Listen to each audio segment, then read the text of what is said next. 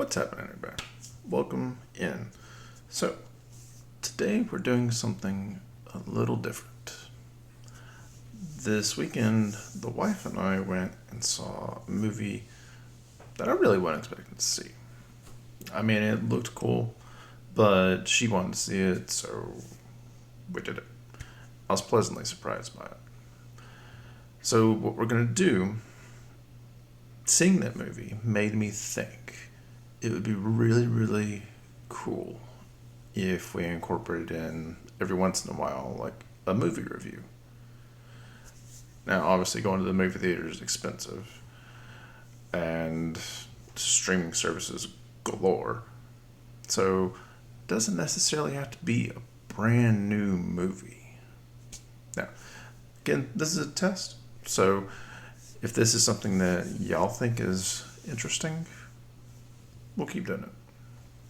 Like once a week, something like that, If not, it's fine too. That's what we're here for, experimenting. So let me know in the comments below after the video is over what you all think about this. Because the movie that we went and saw was Wicked. And I had seen the trailer of it before, and it looked interesting. Wasn't something I'd go out of my way to see in the theater. But I went with her, saw it, was blown away. Now, for those that don't know, Wicked is based off the story of how the Wicked Witch of the West from Wizard of Oz came to be. Now, for a little bit of backstory on that, the original Wizard of Oz came out in 1900. The movie was done in 1939. I have some crypt notes right here in front of me because there's a lot of history. The novel for Wicked was done in 1995. Now, it didn't actually make its way to Broadway until 2003. The Broadway production has been blowing up like crazy. It is really, really good. I haven't personally seen it, but I've read a lot of stuff about it. And in total, it's won 11 awards, including 1 Grammy. That's pretty impressive. Now, I know everything in Hollywood nowadays is like, oh, this is an adaptation of this. This is a remaster of this. This is a sequel to this. We're getting sequels to things that don't need sequels. Now, we had, back in 2013, The Great and Powerful Oz. It had Mila Kunis in it. Playing the Wicked Witch. Wasn't the greatest in the world. I mean, yeah. Wasn't the greatest in the world. Not by any means. I mean, just look at that. Mila Kunis is a great actress. Don't get me wrong. She's really cool. She was great in that 70s show. She was great in Book of Eli with Denzel Washington. She's a great actress. That role, though, didn't really suit her too well. Now, the original that we had back in the Wizard of Oz, fantastic. Like, she portrayed that role so well. Now, this woman right here, Cynthia Erivo, making sure I'm saying her name right. I've got it written down right here just so I don't mess it up. She did a fantastic job. The way she brought the character to the screen, it was great. It was great. And she even came out and said that the original Wicked Witch of the West was her stepping stone. So, with that being said, You have Ariana Grande also playing Glinda. She was phenomenal. She was funny. She was peppy. She was all over the place. It was great. Like, she brought comedy to that movie, and her chemistry with Cynthia was good. It was really, really good. They meshed so well on screen.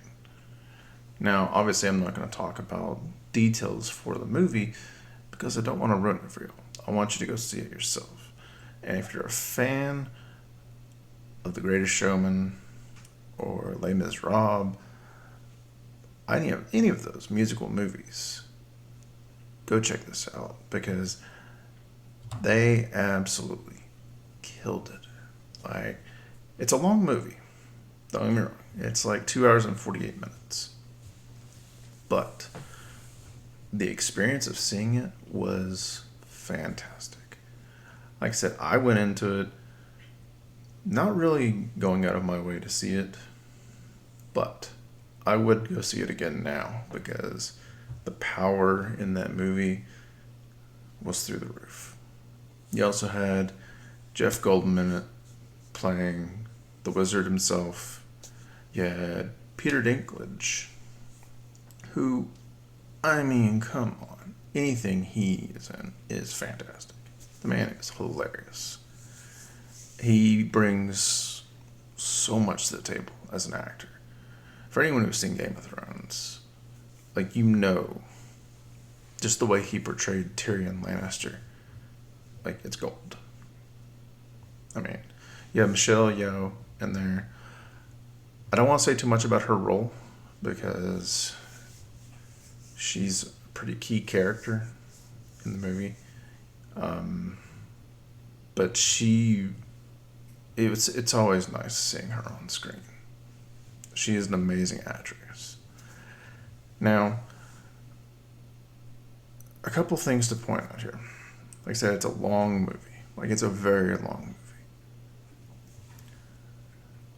It can kind of drag on in parts, but it also makes up for that when everything comes together and you are just left sitting there in your seat with your mouth open. Because the musical performance in the movie was stellar. Solid 9 out of 10. Visually, the movie was fantastic. Like 10 out of 10. Easy. Easy 10 out of 10. Casting, I would give it a 9 out of 10. Everybody did their role. Now, what's a little weird is that the first part, because there's a 2-part thing that they're doing with this. The second part will actually be out in November of next year on the 21st. But this movie was almost longer than the play itself. And that's because they stretched it out to make more content. Now, we've seen this before, and this is where the movie's kind of getting some criticism in the news and stuff. People are saying that it's bloated, that it has too much filler and stuff like that. But if you look at most movies nowadays, things that don't need to have a trilogy or things that end up with a sequel that don't need it, I mean, there's your point in case. I mean, this is coming from a Broadway play. You know, let them have that creative freedom. I mean, it's gold. It's solid. It's such a good movie.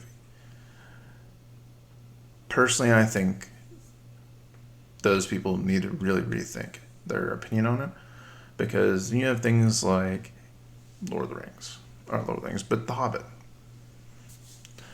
The Hobbit was the smallest book in that whole thing of Lord of the Rings, but yet it had 3 movies.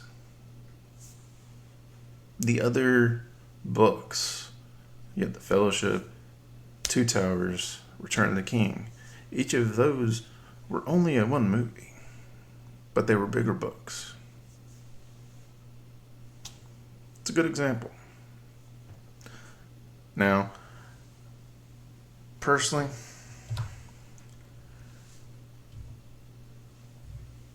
I would like to read the book, just to get both sides of it, because this is what the play is based on.